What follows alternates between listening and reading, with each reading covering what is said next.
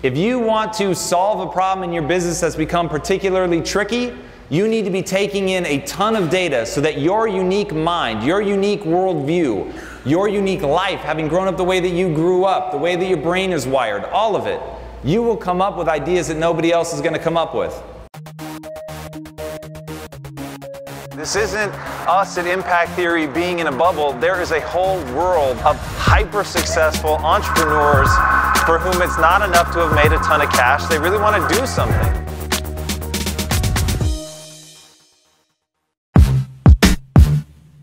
We are here at Meltdown in the desert. A more appropriate name there has never been. I promise you, it is 114 degrees here. It is even too hot for me, and that is saying something. But we are here about to crush a speech. I'm gonna be doing the keynote tonight, so I've got a nice, robust amount of time. So that'd be amazing. I get to tell the whole story of going from where I started as a broke-ass copywriter on through building Quest and talking about impact theory and where we're going, what we're trying to do. I'm super excited to be here, really honored. I've already met a lot of amazing people. If you guys ever see me out and about, man, you do not need to apologize. Come up, interrupt me, whatever, let me know. Always, always, always amazing to meet diehard fans of this community. I'm just insanely grateful. Now let's go in and kill this. Come on.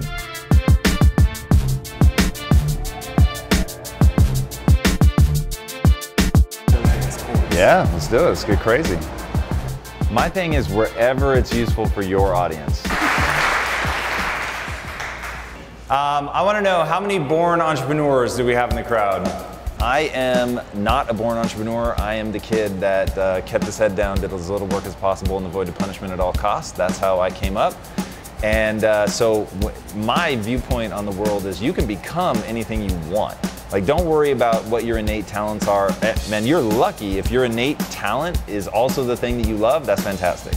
But to me, the acquisition of skills should be built entirely around one thing. What are your goals? You've got all these limiting beliefs about yourself, things that you think you could never overcome or whatever, and it's all total BS.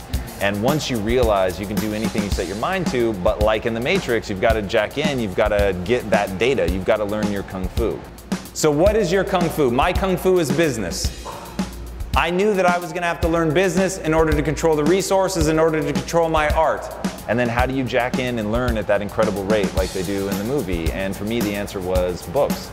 Other than what I got sort of growing up with my parents and then the amazing contributions of my wife, everything that I know is from books. The most important mathematical formula you will ever encounter is right there. I equals I-O. It stands for ideas in equal ideas out. And humans are synthesization machines. Like, what makes you unique is not that you're thinking unique thoughts, it's that you're taking in all the thoughts that exist and reacting to them in a unique way. Sure. And you're taking people that it took them 30, 40 years to accumulate that knowledge, they put it into something you can read in a week. Yeah. Like, if you actually open yourself up to be changed, to put that knowledge into immediate action, you can actually like change your life and learn the things that they know. And so my life has literally been taking all these books and anyone that will stand still long enough to teach me something, and I put my ego aside, I sit at their feet and I learn. And before every book, say a little prayer, and the prayer goes like this: I am open to being changed fundamentally and for the better by this book. Everyone is your superior in some way. And once you learn to check your ego, sit at their feet with absolute humility, and be open to their ideas, especially the one that contradicts what you believe today, then you'll get somewhere. Your listeners probably care more about what book should they read, and the answer is Mindset by Carol Dweck. And I have, if you go to impacttheory.com right now, you see Tom's reading list. It's the 25 books I think anybody should read in order. Literally just pick up the first one, then go to the second, so on and so forth.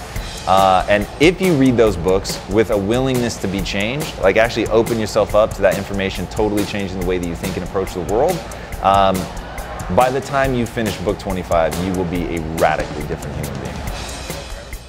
Your current skill set has already taken you as far as it's going to take you. If you don't put yourself on a path to learn, and very aggressively, where you are now is where you'll be in 5 years. Thank you.